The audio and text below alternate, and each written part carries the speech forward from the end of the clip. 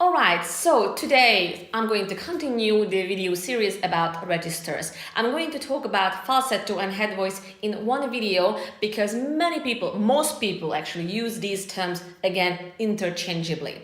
But no, there are two main differences between head voice and falsetto. First of all, the location. The head voice is one of our higher vocal register. It resonates in the top of the head.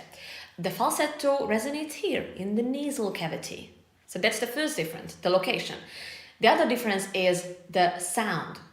The head voice has a very crystal clear sound like ah, that's a head voice.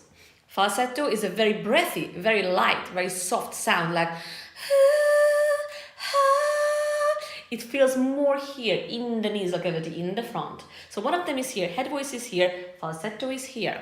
And the sound is very, very different. So that's the main difference between falsetto and head voice. Head voice can be used officially in classical singing.